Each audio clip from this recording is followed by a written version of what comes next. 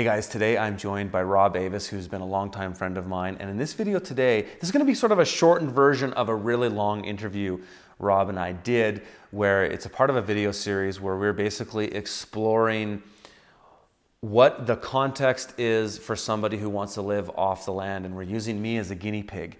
And so this is going to be part of a greater series of videos at fromthefield.farm, where Rob uses me as a guinea pig to find out what it is exactly that I want to do on land. I've been looking for land for a long time, for over 10 years. Back then I was looking at it through the lens of being a prepper and homesteader. Later it was more about a bigger place to farm. Now, as I have a family, it's somewhere in between. And so Rob is helping me explore that. And what we're going to introduce you guys to in this video is a web tool that Rob has designed that integrates with Google Earth Pro that helps you identify some of the big markers for finding the perfect piece of land for yourself. So Rob will talk about that in this video. And if you're a member at fromthefield.farm, this is part of a longer series of extended videos that I'll be doing with Rob. So I hope you enjoy it. All right, Rob, thanks for joining me. Yeah, man. Thanks. Glad to be here. Yeah, so we just wrapped up a really big, long interview for From the Field.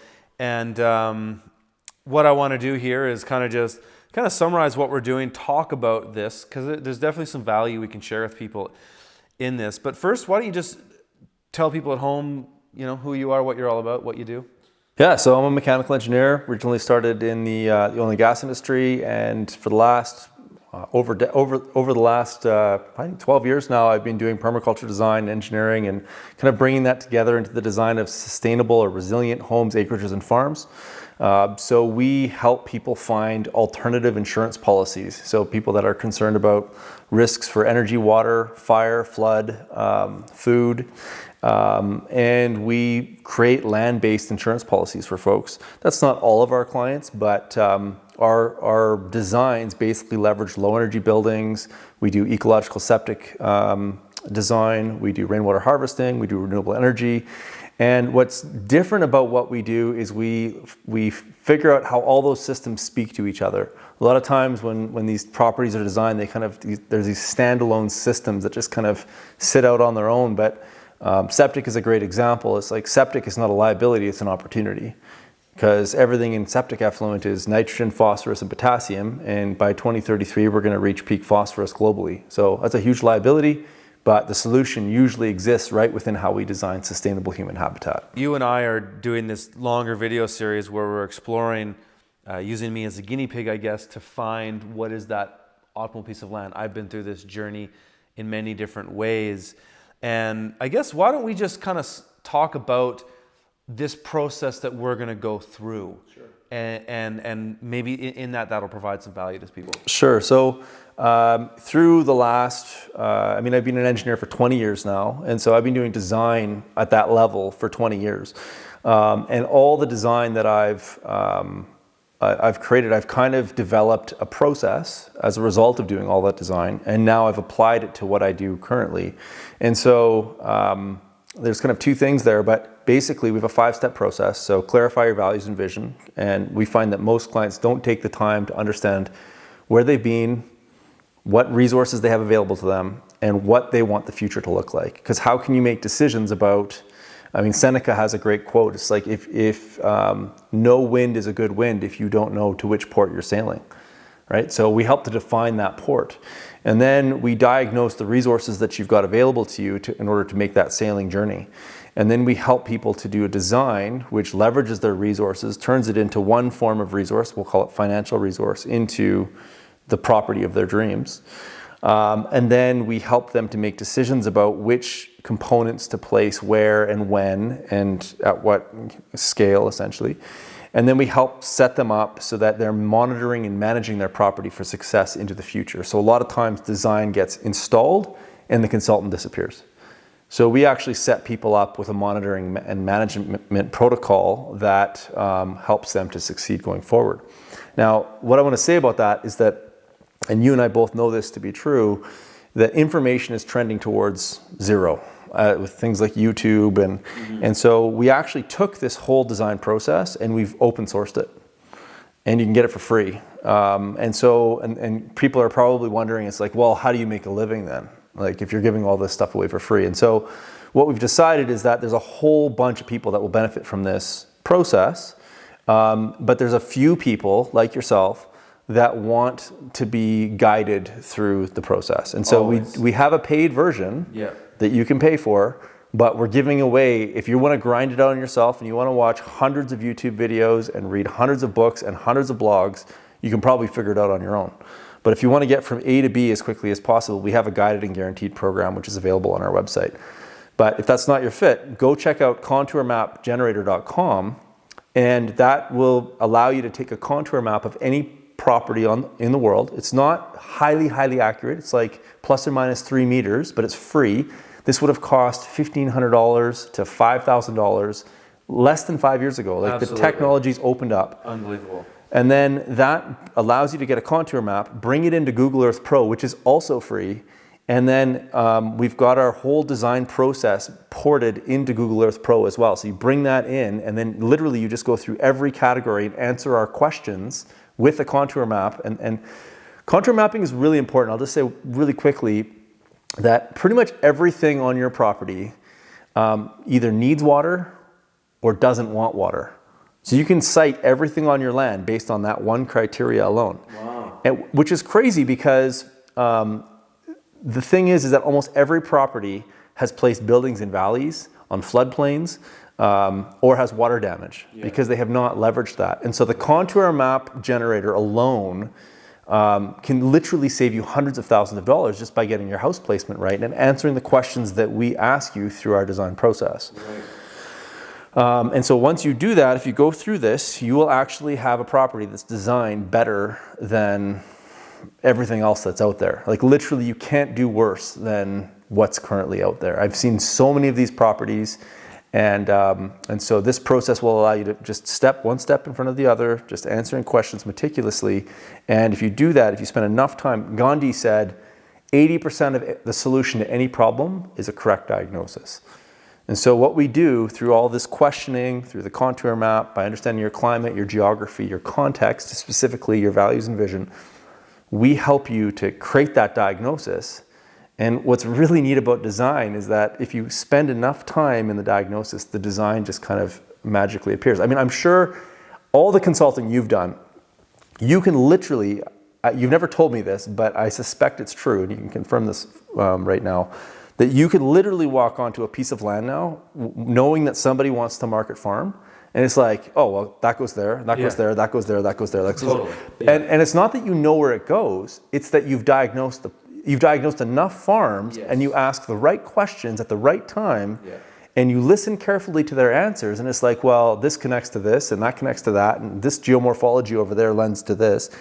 And it's like, you've done it, it's just like automatic now. But for somebody who hasn't had 10 years of experience like you have, they don't know those diagnostic questions because they haven't been through the pain of getting things wrong. That's right, that's right. And so that actually leads me to a question that maybe we can finish with, because we just talked about the contour map, is what are some of the most common mistakes people who are looking for land make?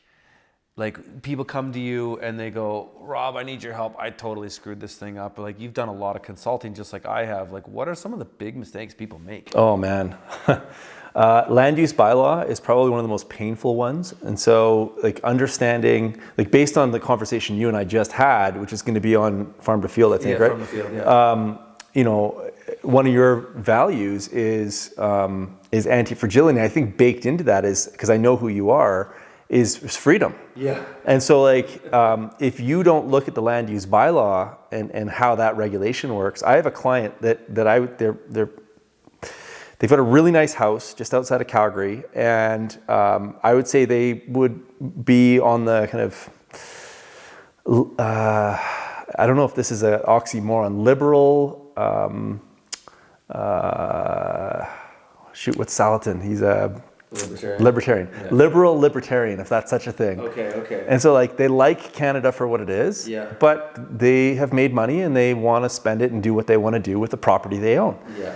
But literally, get this, you're going to just you're going to freak out. This, they have an architectural guidelines officer in this community who is a volunteer, who has to have, the community pays for insurance, like suing insurance. So if somebody sues him, he's insured. Because if he says that somebody can do something in their backyard and another neighbor in the community says they don't like it, they can sue the architectural controls guy, and they can sue the person that put that into their backyard. And these are like multi-acre properties. So like we're talking about a huge cost to buy this house. Yeah. And then now your neighbors have more agency over what you put on your property than you do. That's insane. Is that like an HOA or something? What is that? It's just a community with, it's community with architectural controls. And so that's like an extreme case. But if I have another colleague who has a property around where we're filming today, and it's in Alberta, so there's lots of oil and gas trucks going up and down the road, and he has a mead company, so he makes mead, and he's not allowed to have more than 5 cars drive up his driveway a day. Yet there's oil and gas trucks every day. Every day. So he built this huge big tasting room that looks similar to this. And he can't do tastings with his clients because if his neighbors count more than 5 cars, he's going to get reported to the municipality. And ridiculous. And so that's one. And the other one is like buildings in wrong locations, like literally in valleys where water is flowing down in the winter and the footings are rotting out. And is that sometimes like, because I mean, that one would have been one of my top guesses, though the bylaw one totally makes sense, even in my experience. But is that sometimes because people don't look at more of the long-term history of an area, kind of like how the town of High River flooded a couple years ago because people weren't looking at, say, the 100-year history of those water ebbs and flows? Totally, but you think about the average person who doesn't think about these things at all. Like it's like, well, the government said it's okay, and therefore I'm not going to worry. Yeah, because they did the thinking for me, right. Which is the...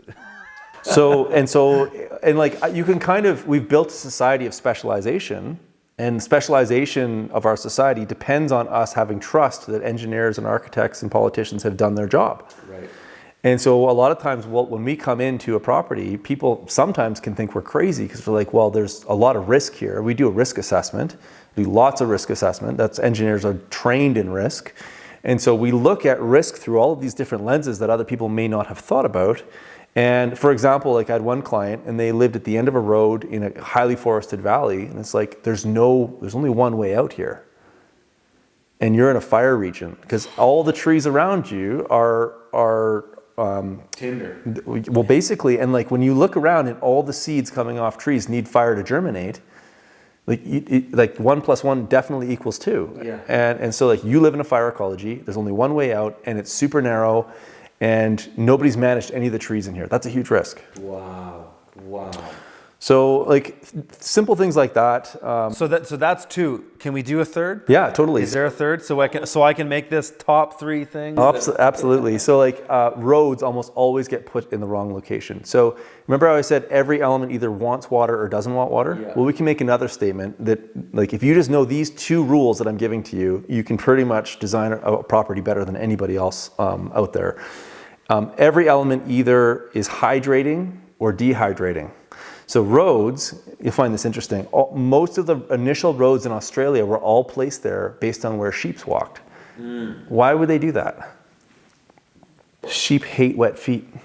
So wherever the sheep walked were dry spots. Guess what else hates wet feet? Roads. Right. So they just used a natural pattern and watched general animal patterns to figure out where these roads go. So it turns out roads work really well on ridges. And if we're thinking about permaculture and water harvesting and fire breaks and hydration and food security and water security, roads are actually roofs because a well-built road should shed water. Wow. So if we put the roads in the right locations, we can enhance the water harvesting potential of a property. And then if we put the right water harvesting feature right next to the road becomes a roof for the water harvesting feature. And if the road is placed correctly, we don't end up having erosion, which means we don't. Roads are one of the most expensive elements placed onto a property. The fourth one, as the bonus, is everybody puts their house, like this property right here, is too far into the property. Yeah. So we're like, that road we drove on is like probably a $200,000 road. Yeah. So you've just blown, like, you know, a third or a fifth or whatever your budget is on this road, which needs to be plowed, graveled. Yeah, and it's the maintenance things that really kill you. It's one thing to build the road and pack the ground and all that, but in a place like Alberta where we are, the maintenance, I mean, we got stuck on the way down here yesterday, and then they had to bring out a big excavator to clear the road, tow us out. It was a whole to-do. So that's crazy. So there you go, guys. There's your top 3 and your bonus for 4 of the biggest mistakes people make when buying land. We'll have all of Rob's information there with the contour map in the show notes. Check it out, and we'll see you in the next video. Thanks for joining me, Rob. Thanks, Curtis.